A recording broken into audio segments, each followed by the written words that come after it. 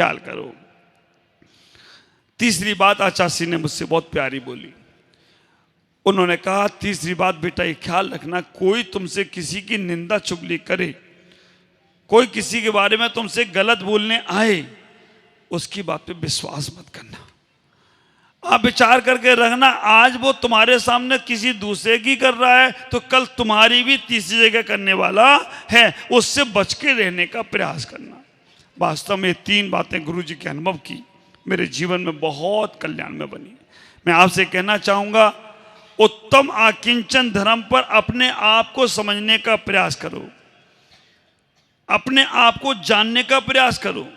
कई बार हम लोग सोचते हैं मैं सुखी दुखी में रंग के राव, मेरे घर है धन गोधन प्रभाव, मैं सुखी हूँ मैं दुखी हूँ, ये सब बाहर के आदमी का ही काम है। सुखी दुखी रहना, जो अंदर में चला जाएगा ना उसे सुख दुख का अनुभव होता नहीं है।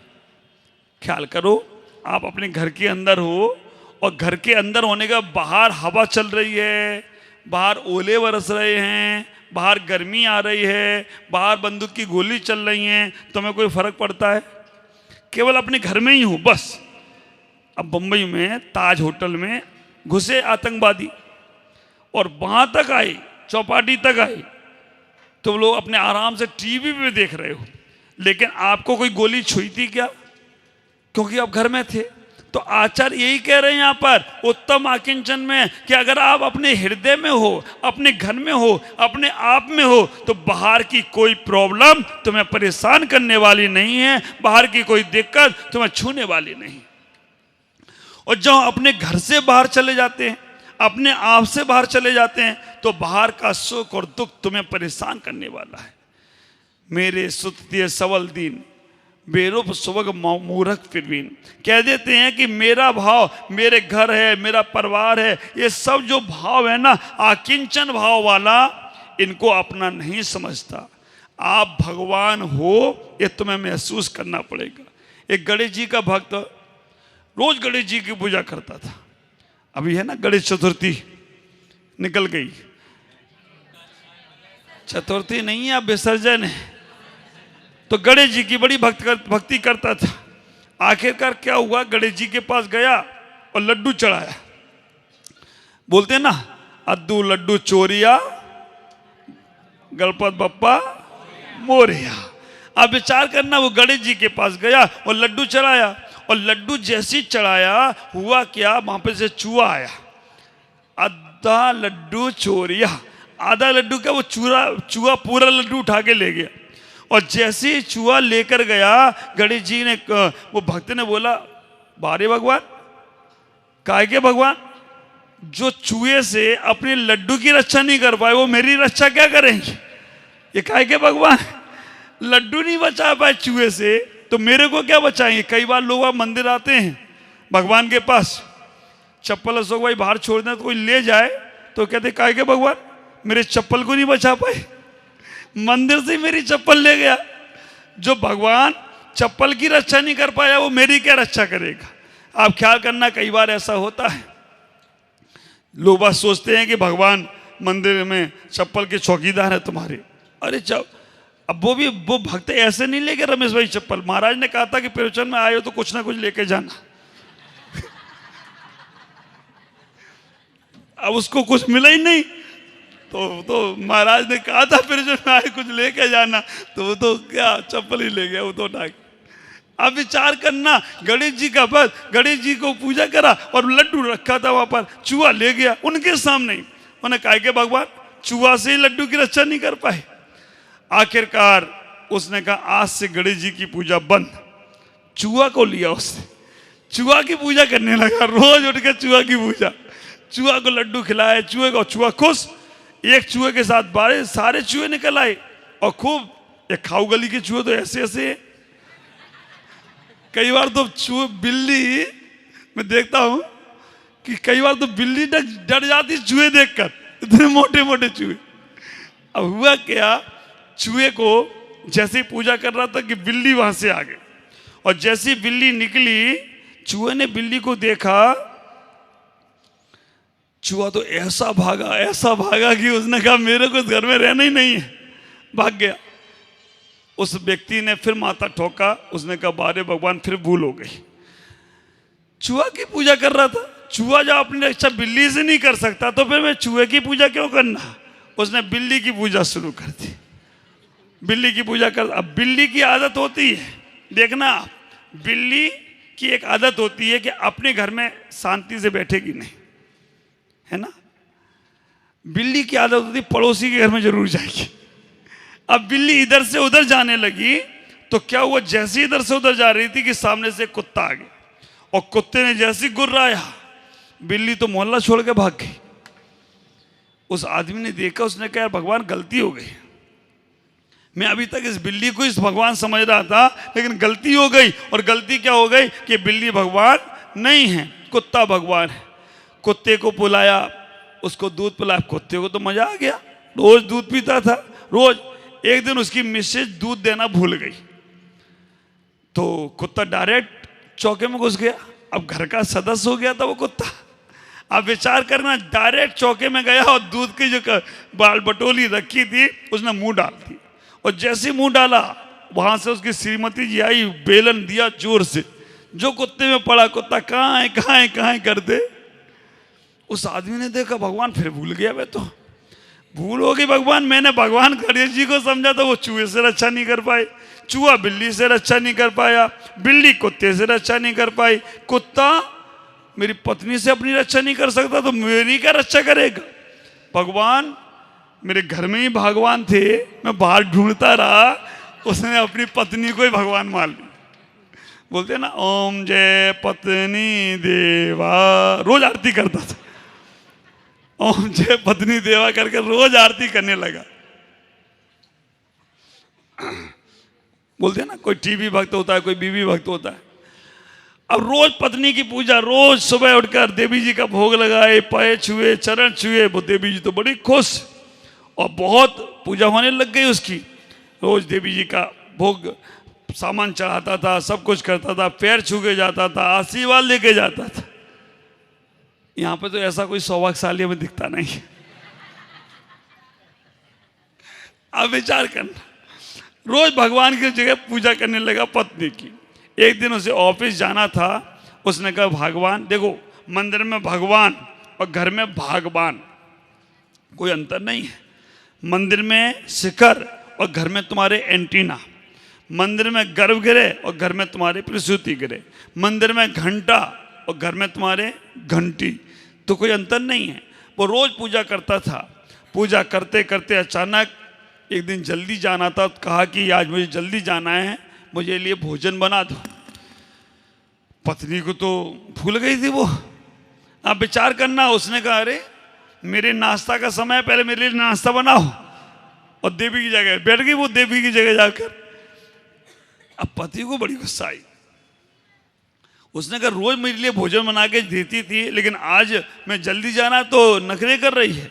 पति ने दो लगाई जोर से, और जैसी दो लगाई उसने कहा नहीं नहीं नहीं अभी बनाती हूँ, ऐसा करती हूँ, वैसा करती हूँ, ये करती हूँ, वो करती हूँ, और तुरंत लाइन पे आ गई। उस आदमी का दिमाग चालू हुआ। अभी तक तो दिमाग चल रहा था भगवान कौन। पहले भगवान चूहे को समझा, बिल्ली को समझा, कुत्ते को समझा, पत्नी को समझा, उसका दिमाग चालू हुआ।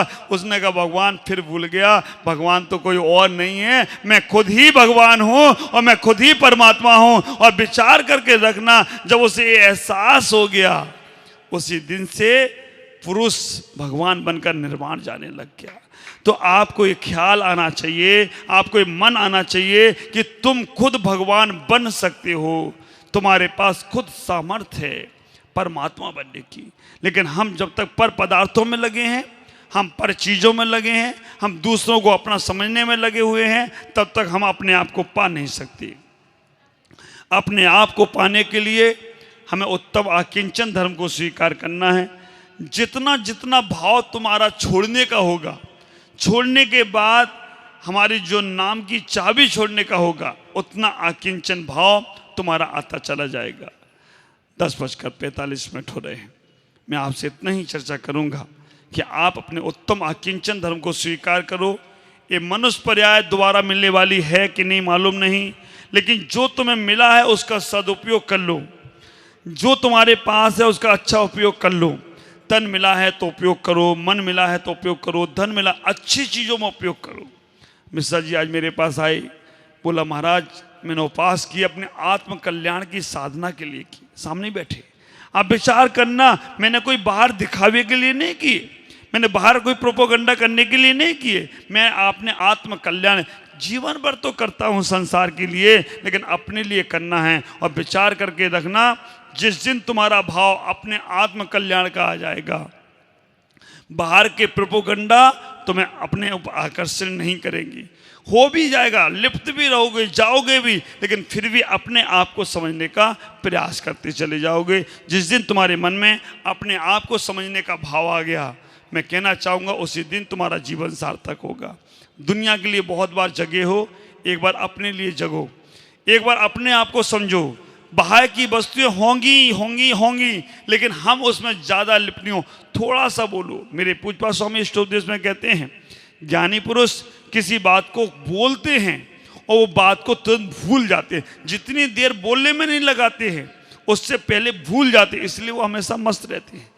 और संसारी व्यक्ति किसी भी बात को दिल में लगा लेता है, और दिल में लगाकर वो जब तक दिल का दौरा ना पड़े तब तक वो बात ही नहीं निकलता है, तो ये प्राणी निकल जाते हैं दिल में लगी हुई बातों का। इसलिए आप विचार करना। हमारे रमेश भाई बोलते हैं महाराज जी कुछ बुरा नहीं मानना। मैंने कहा मैं महाराज हूँ, मैं कभी बुरा नहीं मानता किसी बातों का। आप विचार करके रखना, अगर वो बातों का बुरा मानता तो महाराज ही नहीं बन पाता। मैं कभी नहीं, संसार की व्यवस्थाएं हैं, समाज की व्यवस्थाएं हैं जो चलती हैं वो तो चलेंगी, बस कर्तव्य होता है। समाज हमको बोलती है कोई बात, मैं समाज किसी बात को, मेरी भी बात को कोई दिल पे लगा के मत रखना। पता नहीं, मेरे जमनालाल जी बोलते हैं और भी बहुत से लोग बोलते हैं, महाराज जी बस एक ही चीज़ आपके अंदर पाई है मैंने, कि जो आपकी सरलता है, सहजता है। मैं कहता हूँ बस वही मेरी उपलब्धि है, मुझे और कुछ नहीं चाहिए संसार से। मुझे बस मेरे अंदर इतना वक्रतापन ना आ जाए, इतना कठिनपन ना आ जाए, इतना कठोर ना बन जाऊं कि मैं अपने वालों को भी ना देख पाऊं और अपने आप को भी नहीं देख पाऊं। बस मुझे इतना ही भगवान सरल बने रहने देना। मेरे पास बच्चा भी आ जाए ना, छोटा सा भी आ जाए, वो भी मेरा अपना ही है। हमारे ये मनन भाई 2 बच्चे यहीं सोते हैं, मैं रोज़ पीछे लगा के जाता हूँ बच्चों को सुबह। आप विचार करके रखना, बहुत से मेरे ऐसे भी लोग हैं, मेरे लिए सब अपने हैं। पैसे वाले भी बहुत बड़े बड़े आ जाते हैं। आप विचार करके रखना, मेरे मन में ये भाव नहीं आता है कि अब पैसे वाले आ गए तो अब इनको मैं बहुत बड़ा सम्मान करूंगा, बहुत बड़ा जी करूं, बस इतना ही हो जाता है। फिर वो उनको लगता है कि बस अब महाराज जी मेरे ही हो गए। और छोटा भी व्यक्ति आ जाता है, महावीर भाई आप विचार करके रखना, मेरे मन में उसके प्रति वही प्रेम भाव है जो बड़े के प्रति है, वही छोटे के प्रति है। और इतने दिनों में आपने देख लिया होगा कि मैंने कभी इस प्रकार का मतभेद या पक्षपात कभी नहीं किया। और मैं भगवान से भी एक प्रार्थना करता हूँ, भगवान मेरे मन में किसी के प्रति इस प्रकार का राग द्वेष नहीं आए। हाँ, थोड़ी व्यवस्थाएं समाज की पैसे की होती हैं, उसके लिए पैसे वालों की आवश्यकता पड़ती है। अब जैसे इतने लोगों को यात्रा भेजना था, मन में था, पर हमने कहा अब मेरा पुण्य है कि नहीं है, कोई बात माने। मेरे जमनालाल जी ने तुरंत कहा कि महाराज जी मुझे ये पुण्य कमाना है। अशोक भाई ने को तो मैंने बोला भी नहीं, उन्होंने आके चल के बोल दिया कि हमारी तरफ से 2, और लोग बढ़ भी गए तो भी बोल रहे 3 बसें भेज देना। तो कभी ऐसे हमारे संपन्न लोग जो धर्म संपन्न भी हैं, कई बात होती है, नंदीश भाई हमारा बोलता महाराज कहीं मेरा नाम मत लो, बस काम बोलो करवा दूंगा। हमारे राकेश भाई जैना बहन यहाँ बैठे हैं, बहुत से काम इनने ऐसे ही, बस बोलना मत, आप बता दो। बहुत से लोगों ने मुझे बताया और ये मेरी ताकत बन गई अच्छे काम के लिए। ख्याल करना, महावीर भाई भी बोल के गए, कोई हमें बताना कोई काम नहीं है किसी को, बस ये कि एक बार हमें ये विश्वास हो जाए, जैसे माँ बाप को विश्वास होता है ना मेरा बच्चा मेरे लिए कुछ कर देगा, तो मुझे ये विश्वास हो जाता है कि मेरे भक्त मेरे लिए कोई आवश्यकता पड़ेगी, कभी कोई ज़रूरत पड़ेगी तो कभी उनको बोल सकता हूँ, अन्यथा मुझे आज तक नहीं बोलना पड़ा। पता नहीं, मन में सोचता हूँ वो काम स्वतः हो जाता है, अपने आप हो जाता है, हमें बोलने की ज़रूरत नहीं पड़ती है। आप इतना ही ख्याल करो, बस परमात्मा के पास आकिंचन बनकर यही भाव लेकर जाओ, भगवान मेरे अंदर कभी भी कोई अहंकार मत देना, मैं और मेरा का भाव नहीं देना, तभी मेरा जीवन सार्थक होगा। ओम नमः जय गुरुदेव। बस वालों में भी दम है, वो भी बता रहे महाराज मेरी अवश्य भी आज साधना है, तपस्या है, ब्रह्मचर्य की साधना हमें बहुत बल देती है।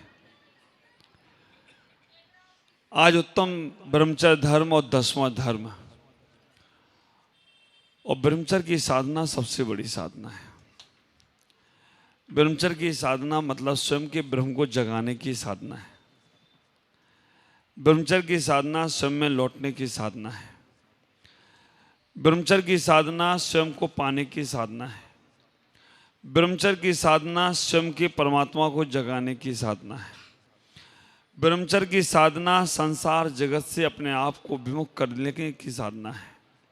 ब्रह्मचर्य की साधना अपना जो है उसकी तुम्हें जानकारी हो जाना, उसकी साधना है। आप विचार करना, संसार में 90% लोग सांसारिक क्रियाओं में लगे हुए हैं।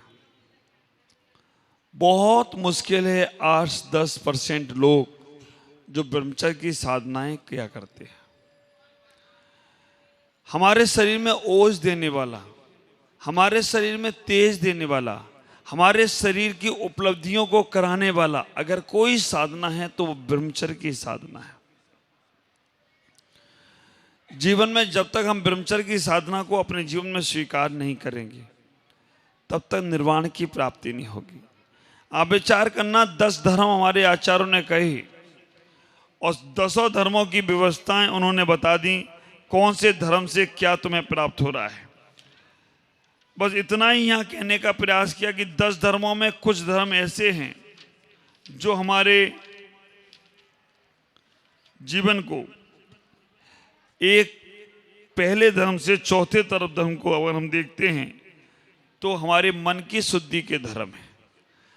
पहले धर्म, पहला उत्तम क्षमा, मार्दव, आर्जव, शौच, इस 4 धर्म हमारे मन की शुद्धि के धर्म है ना। मन वचन काय 3 है। तो आप विचार करना, मन की शुद्धि, वचन की शुद्धि और काय की शुद्धि। तो मन की शुद्धि के लिए कहा कि एक पहले से लेकर चौथे तक का जो धर्म है वो तुम्हारे मन को शुद्ध करते हैं। उसके बाद बोला 5वां धर्म जो है, कौन सा धर्म है? उत्तम सत। 5वां धर्म तुम्हारे वचन की शुद्धि करता है। 5वां धर्म तुम्हारे वचन की शुद्धि करता है। और 6वां, 7वां, 8वां, 9वां और 10वां, 6 से लेकर 10 तक ये तुम्हारे काय की शुद्धि करते हैं। आप ख्याल करके रखना, शरीर की शुद्धि के लिए संयम, तप, त्याग, आकिंचन और ब्रह्मचर्य, ये 5 धर्म तुम्हारे काय की शुद्धि के लिए बनाए गए हैं। 5वें नंबर का धर्म है जो तुम्हारी वचन की शुद्धि के लिए बनाया गया है। और पहले से लेकर चौथे तक तुम्हारे मन की शुद्धि के धर्म है। इस तीनों की शुद्धि करना है, मन की शुद्धि, वचन की शुद्धि और काय की शुद्धि। तो आप पहले के 4 धर्मों का जब आप अब उल्लेख करेंगे, सोचेंगे, विचार करेंगे तो समझ के रखना, इससे हमें मन को शुद्ध करना है। 5वें नंबर का जब धर्म की बात करेंगे तो समझना मेरे वचन की शुद्धि हो रही है। और आज काय की शुद्धि की बात है। संयम, तप, त्याग, आकिंचन, ये सब काय की शुद्धि की बात करते हैं।